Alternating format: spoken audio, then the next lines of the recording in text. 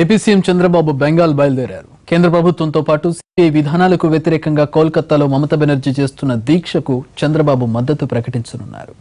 బాబుతో పాటు లోకేష్ కూడా కోల్కతా వెళ్తున్నారు. పోలీస్ కమిషనర్ను అరెస్ట్ చేయొద్దంటూ సుప్రీంకోర్టు ఇచ్చిన ఆదేశాలను స్వాగతించిన మమతా బెనర్జీ దీక్ష విరమించడంపై చంద్రబాబుతో మాట్లాడిన తర్వాత నిర్ణయం తీసుకుంటానన్నారు.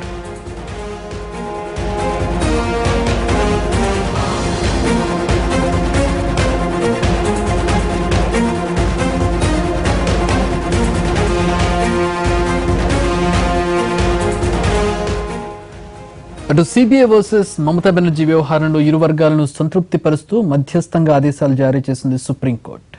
చిట్ ఫండ్ స్కామ్ లో Kolkata police commissioner Rajiv Kumar CBI విచారణకు హాజరు కావాల్సిందేనని సుప్రీం ధర్మాసనం చెప్పింది. దర్యాప్తు పేరుతో ఆయన అరెస్టు చేయవద్దని సిబిఐని ఆదేశించింది. సిబిఐ విచారణకు హాజరవ్వడానికి ఇబ్బందులే ఉంటాయని ప్రశ్నించిన chief justice Ranjan Gogoi CBI ముందు హాజరు కావాలని కోల్కతా కమిషనర్ను ఆదేశించారు. విచారణ సందర్భంగా చీఫ్ జస్టిస్ ఆసక్తికర కామెంట్స్ చేశారు. పోలీస్ కమిషనర్ను కోల్కతాలో గానీ ఢిల్లీలో గానీ విచారించేందుకు అనుమతి ఇవ్వాలని సిబిఐ కోరింది. దీనిపై స్పందించిన చీఫ్ జస్టిస్ ఆ రెండు ప్రాంతాల్లో ఎందుకు, షిల్లాంగ్లో వాతావరణం చల్లగా ఉంటుందని అక్కడికి వెళ్లండి అంటూ చమత్కరించారు. కోర్టు ధిక్కార పిటిషన్పై నోటీసులు జారీ చేసిన న్యాయస్థానం తదుపరి విచారణను ఈ నెల 20కి వాయిదా వేసింది.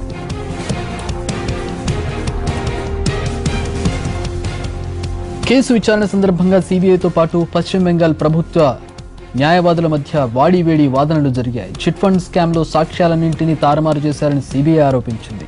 కేసు విచారణ ప్రత్యేక దర్యాప్తు బృందం నుంచి సిబిఐ పరిధిలోకి వచ్చినప్పుడు పూర్తి స్థాయిలో డాక్యుమెంట్లను, ఆధారాలను బదిలీ చేయలేదని సిబిఐ సుప్రీంకోర్టుకు తెలిపింది. దీనిపై బెంగాల్ ప్రభుత్వ తరపు న్యాయవాదులు అభ్యంతరం వ్యక్తం చేశారు.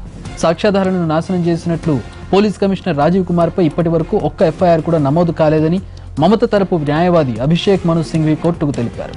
5 ఏళ్లుగా ఒక్క ఎఫ్ఐఆర్ కూడా నమోదు చేయని సిబిఐ అధికారులు ఇప్పటికిప్పుడు ఎందుకు చర్యలు తీసుకుంటున్నారని ప్రశ్నించారు. సుప్రీంకోర్టు తీర్పును మమతా బెనర్జీ స్వాగతించారు. విచారణ మాత్రమే చేయాలని, పోలీస్ కమిషనర్ను అరెస్ట్ చేయవద్దని సుప్రీం ఇచ్చిన ఆదేశాలు తమ పోరాటానికి నైతిక విజయాన్ని అందించాయన్నారు. సీక్రెట్ ఆపరేషన్ ద్వారా కోల్కతా పోలీస్ కమిషనర్ను అరెస్ట్ చేసేందుకు సిబిఐ ప్రయత్నించిందని, సుప్రీంకోర్టు ఆదేశాలతో వాళ్ల కుట్రలు భగ్నమయ్యాయని మమత అన్నారు. చిట్ ఫండ్ స్కామ్ లో దర్యాప్తుకు తాము ఎప్పుడూ అడ్డుపడలేదని, సిబిఐ వ్యవహరించిన తీరుపైనే తమ అభ్యంతరం అన్నారు మమత. చంద్రబాబుతో పాటు మిగతా మహాకూటమి నేతలతో చర్చించిన తర్వాత దీక్ష విరమించడంపై ప్రకటన చేస్తానన్నారు మమత. It's a moral victory. Why it's a victory? We said we have a great respect for the judiciary and the media and all the institution. Number one, this order was passed earlier also, that they can talk mutually in a mutual place.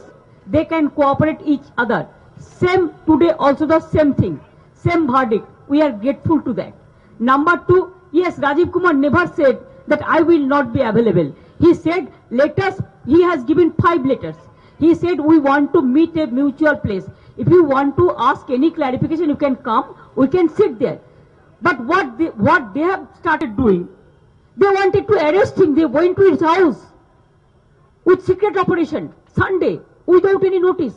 That court said no coercion effect, no arrest. We are so grateful. We are so obliged